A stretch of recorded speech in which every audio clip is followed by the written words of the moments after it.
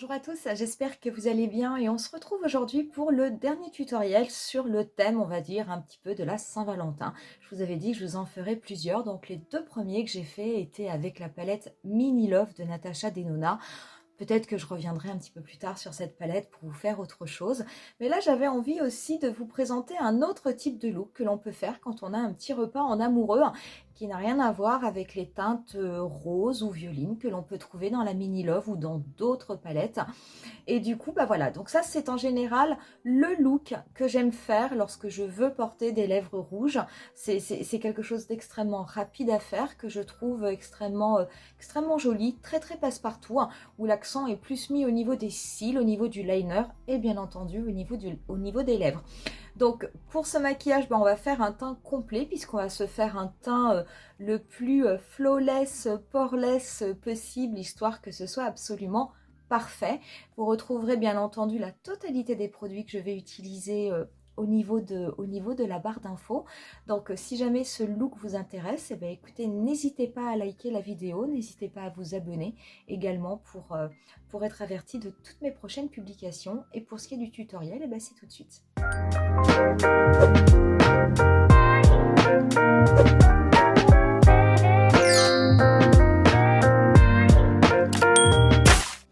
On va se faire un teint très flawless et je vais commencer par appliquer la base Prime and Poreless de chez Too Faced que je vais appliquer donc vraiment au niveau de ma zone T en insistant bien au niveau du nez, juste au-dessus de mes joues, là où je peux avoir quelques pores qui peuvent être apparents. Je vais également le lisser au niveau de mon menton et aussi au niveau du front de façon à être sûr que tout soit bien lisse. Je vais ensuite passer au fond de teint et aujourd'hui je vais appliquer le fond de teint de Charlotte Tilbury, le Airbrush Flawless Foundation. Le mien est en teinte 5.5 N et je vais l'appliquer du coup avec mon pinceau 05, le Face Brush de chez Kiko, parce que c'est vraiment un fond de teint qui s'applique extrêmement bien. Donc je n'ai mis qu'une pompe, c'est nettement suffisant et je vais l'étaler sur la totalité de mon visage. Sachez que c'est un fond de teint qui est également tout à fait adapté si vous souhaitez l'appliquer au doigt parce qu'il est vraiment extrêmement léger et il se travaille vraiment très très bien. C'est un fond de teint qui a également une formule hybride et qui a un vrai côté hydratant qui est vraiment agréable pendant toute la journée pour la tenue du fond de teint.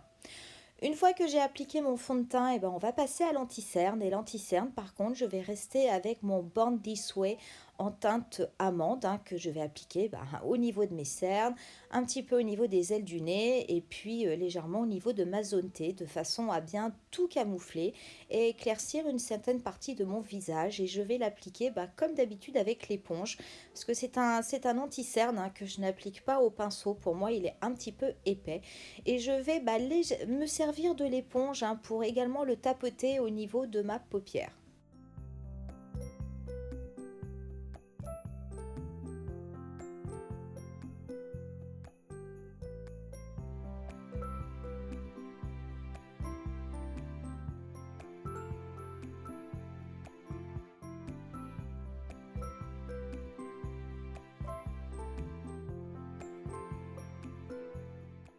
Et pour ce qui est du résultat, alors moi c'est vraiment un anti-cerne mais que j'adore. Je trouve qu'il camoufle absolument tout. Je vais ensuite passer à la poudre et je vais tout d'abord appliquer la poudre de chez Too Faced, la poudre Born This Way. Donc je l'applique en la tapotant sur mes joues avec mon pinceau Kiko, c'est mon pinceau en fibre de coco. Et une fois que je l'ai tapoté sur la joue, je vais me servir de mon pinceau pour la lisser, donc de l'intérieur vers l'extérieur. Par contre, je ne vais pas poudrer mon anti-cerne avec cette poudre-là pour éviter de trop marquer la zone et pour éviter surtout de marquer les petites ridules.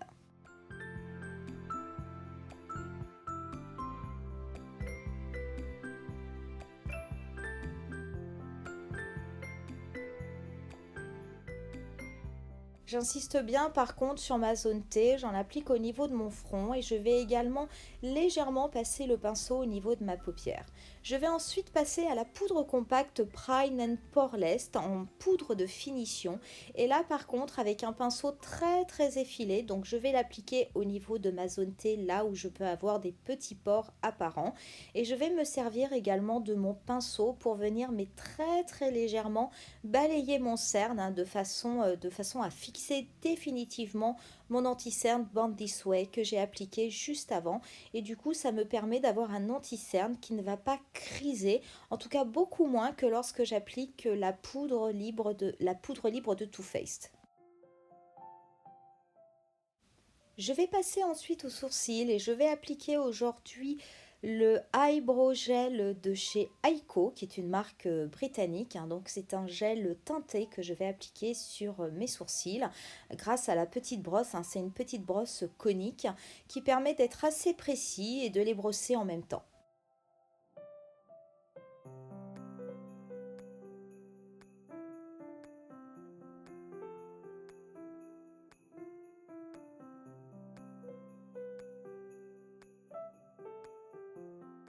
Et on va pouvoir passer aux yeux et aujourd'hui on va travailler avec une vieille palette qui est la Naked 2 de chez Urban Decay et je vais tout d'abord prélever la teinte Foxy hein, avec un pinceau ombreur hein, que je vais venir déposer au niveau de ma paupière fixe, donc juste en dessous de mon arcade sourcilière. Donc je vais faire la totalité de ma paupière fixe sans descendre au niveau du pli paupière et c'est une couleur qui va me permettre d'uniformiser ma paupière et surtout qui me permettra de beaucoup mieux dégrader les fards que je vais venir appliquer après. Je vais ensuite venir prélever la couleur Tease avec un pinceau Zoeva 228 et je vais venir appliquer cette couleur au niveau du coin externe de mon œil, donc en précisant une forme en V et je vais ensuite la dégrader en gardant mon œil ouvert sur la totalité de mon pli paupière. Donc c'est une couleur hein, qui est relativement, on va dire, grège, hein. C'est une couleur qui est extrêmement neutre, c'est une couleur plutôt froide d'ailleurs et qui va venir juste hein, donner un petit peu plus de relief, un petit peu plus de profondeur à mon regard. Donc c'est une couleur qui se dégrade vraiment extrêmement facilement. Donc je me sers de mon pinceau pour préciser la forme en V au niveau de l'extérieur. Et après je viens la dégrader sur la totalité de mon pli paupière. Et le dégradé se fait extrêmement bien vu que j'ai déposé juste avant la teinte Foxy au niveau de ma paupière fixe.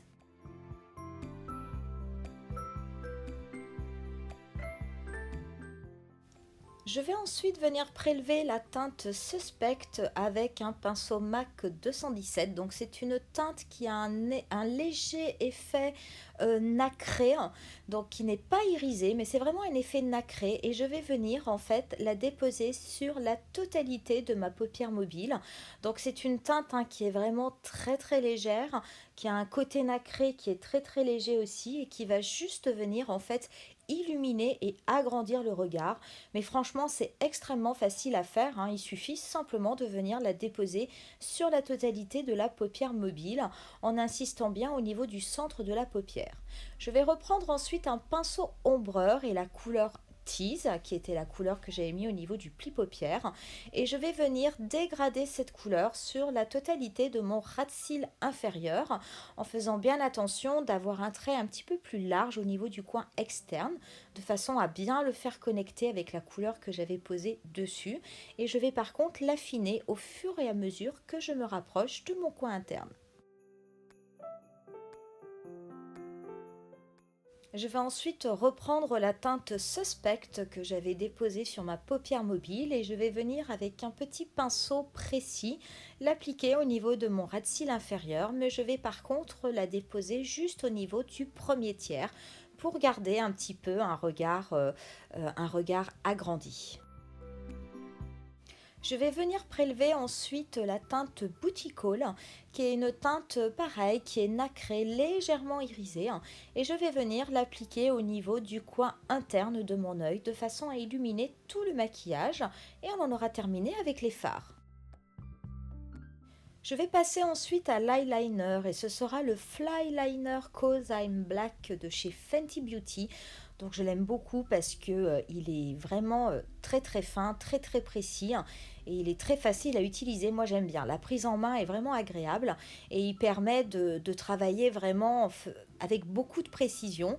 Et je vais faire un liner légèrement étiré. Donc par contre pour faire la queue de mon liner, hein, comme j'ai une paupière tombante, il faut vraiment que je garde l'œil droit de façon à pouvoir faire un petit décroché et à pouvoir remplir la queue de mon liner sans que ça ait l'impression d'être une virgule qui fait un petit peu la tête et qui alourdisse mon regard.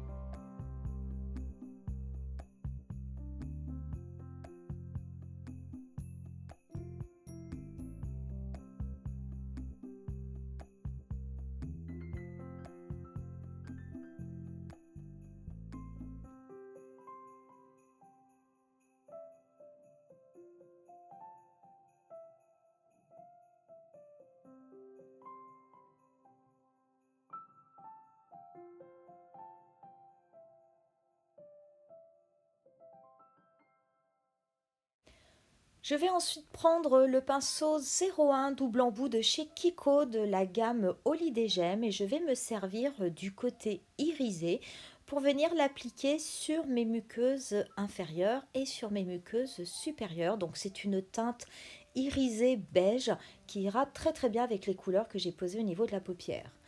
On va pouvoir passer au mascara et aujourd'hui je vais travailler avec le Velvet Major Volume de chez Marc Jacobs Beauty de façon à vraiment porter l'accent sur les cils et pouvoir leur donner un maximum de volume tout en restant avec des cils naturels et sans appliquer de faux cils, bien que très franchement des faux cils seraient tout à fait adaptés pour ce type de maquillage. Je vais appliquer deux couches en haut et une seule couche en bas. Et par contre, pour le haut, je vais faire bien attention à ourler mes cils dessous et dessus, de façon à pouvoir bien les gainer et bien leur apporter le volume que je souhaite.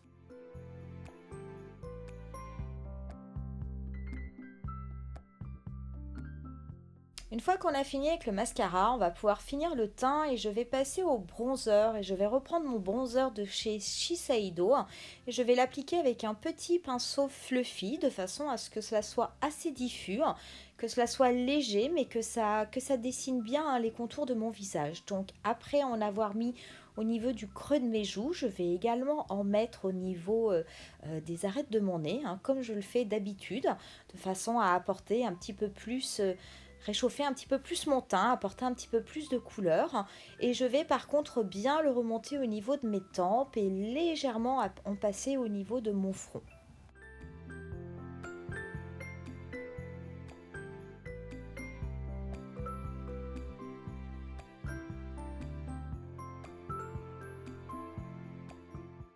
Je vais ensuite passer au blush et aujourd'hui je vais travailler avec le Sculpting Blush de chez Makeup Forever.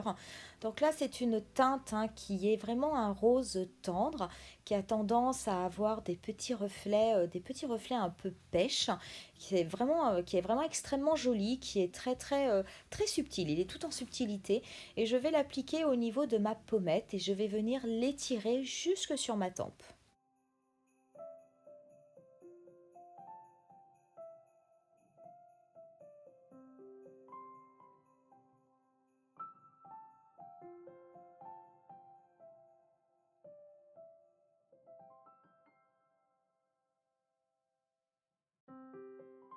Pour mon highlighter, je vais rester dans une teinte plus trop froide et je vais me servir du coup de mon highlighter de chez Kiko, le Kiss of Light de la collection Holiday Gem que j'aime vraiment énormément. Et je vais venir l'appliquer avec un petit pinceau, donc au niveau de l'arête de mon nez, mais je vais en mettre juste au-dessus, un petit peu sur le bout de mon nez et je vais venir l'appliquer au niveau du dessus de mon blush. Mais vraiment, je vais me localiser, je vais me focaliser au niveau du coin externe de mon œil et le remonter jusque sur ma tempe. Je vais en mettre également un tout petit peu au niveau de l'arc de Cupidon.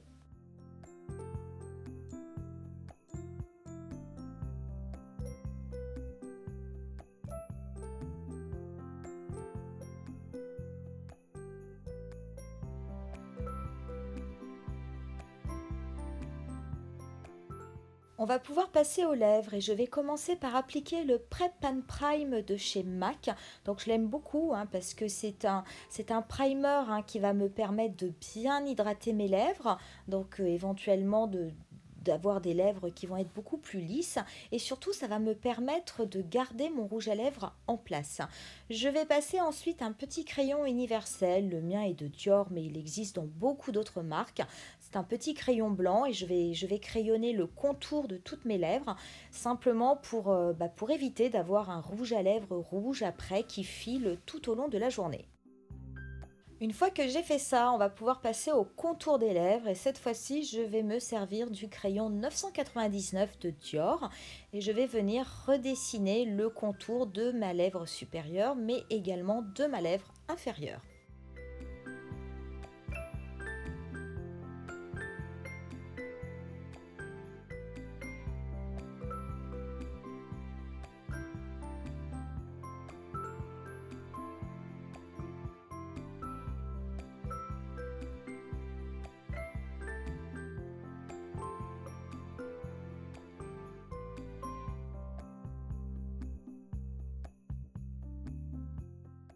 On va pouvoir passer aux lèvres et ça va être le rouge à lèvres de chez Fenty en teinte Uncensored. Alors par contre, le capuchon est énorme, le pinceau est très très petit, ce qui fait que je ne peux pas me maquiller face à la glace, sinon je ne vois absolument pas où est-ce que j'applique le rouge à lèvres. Donc je vais devoir me décaler hein, un peu sur la gauche, un peu sur la droite pour essayer de travailler en précision.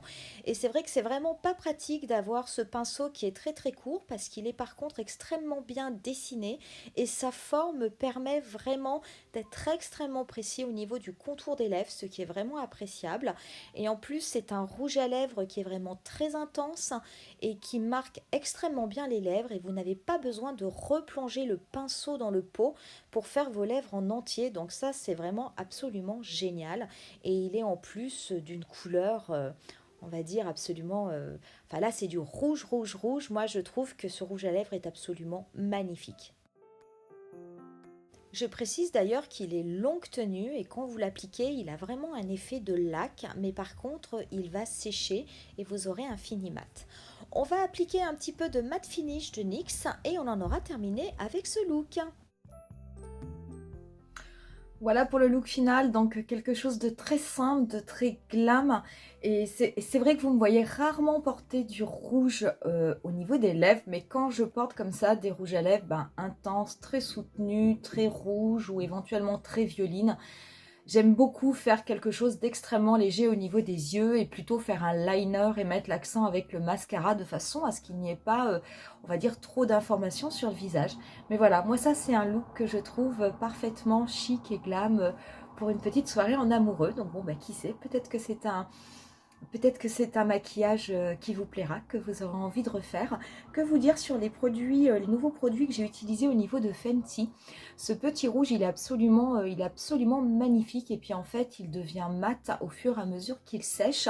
Le pinceau est extrêmement précis pour faire le contour des lèvres. Par contre, en version mini, il est beaucoup trop court, ce qui fait que vous ne pouvez pas vous maquiller face à votre miroir. Il va forcément falloir vous décaler sur la droite ou sur la gauche de façon à pouvoir voir où est-ce que vous appliquez du rouge à lèvres. Donc c'est vraiment le seul petit bémol. C'est vrai que ça n'est pas du tout pratique d'avoir ce gros bouchon, d'avoir un tout petit embout extrêmement court. Mais sinon, la couleur, moi, je la trouve extrêmement belle et c'est un rouge que j'aime beaucoup. Donc, on va en rester là pour ce tutoriel. Je vous souhaite à tous de passer une bonne fête de Saint-Valentin, que ce soit avec votre amoureux, votre amoureuse ou si vous avez envie de faire quelque chose uniquement pour vous. Je vous laisse avec quelques photos du look final. Et puis, on se dit rendez-vous à bientôt pour un nouveau tutoriel. Bye!